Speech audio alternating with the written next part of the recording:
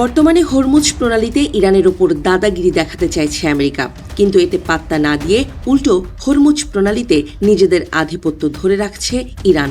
এমনকি আমেরিকার একটি যুদ্ধজাহাজে মিসাইল হামলা চালিয়েছে ইরানি বাহিনী। আমেরিকা ও ইরানের এই চলমান উত্তেজনার মধ্যেই হরমুজ প্রণালীকে ঘিরে নতুন এক আলোচনা সামনে এসেছে।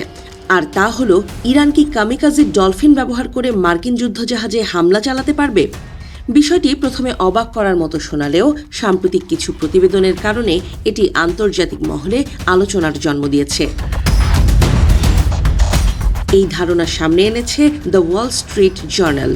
তাদের এক প্রতিবেদনে উল্লেখ করা হয়, ইরানের কিছু কর্মকর্তা দাবি করেছেন দেশটি মাইন বহনকারী ডলফিন ব্যবহার করে সমুদ্রপথে আমেরিকা ও এর সংশ্লিষ্ট জাহাজগুলোতে হামলা চালাতে পারে। তবে এই দাবি কতটা বাস্তবসম্মত সেই বিষয়ে এখনও কোনো নির্ভরযোগ্য প্রমাণ পাওয়া যায়নি। অবশ্য ইরানের কাছে এমন কোনো সক্ষমতা নেই বলে দাবি করেছেন মার্কিন প্রতিরক্ষা মন্ত্রী পিট হেগসেথ। তিনি বলেন, ইরান ডলফিন ব্যবহার করে সামরিক অভিযান চালাতে পারবে এমন তথ্যের কোনো ভিত্তি নেই।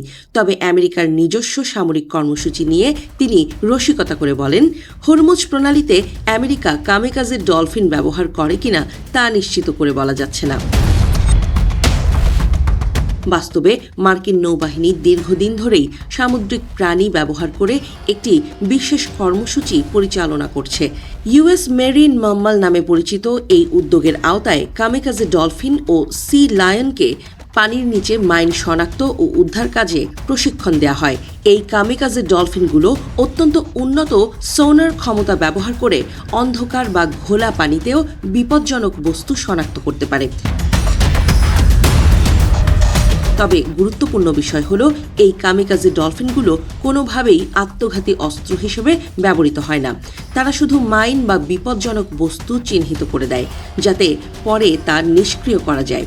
এই কারণে কামিকাজি ডলফিন ধারণাটি বাস্তবতার চেয়ে অনেক বেশি কল্পনা নির্ভর বলেই মনে করছেন বিশেষজ্ঞরা।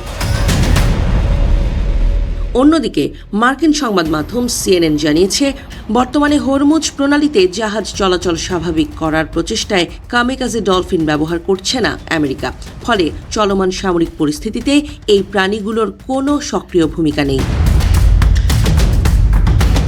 ইতিহাস বলছে, শুধু আমেরিকাই নয়, রাশিয়া সহ আরও কিছু দেশ অতীতে সামুদ্রিক প্রাণীকে নিরাপত্তা কাজে ব্যবহার করেছে। এমনকি ইরান 2000 সালে কিছু ডলফিন কিনেছিল বলে বিবিসির এক প্রতিবেদনে উল্লেখ করা হয়। তবে বর্তমানে সেগুলো ব্যবহারের উপযোগী আছে কিনা তা নিয়ে সন্দেহ রয়েছে।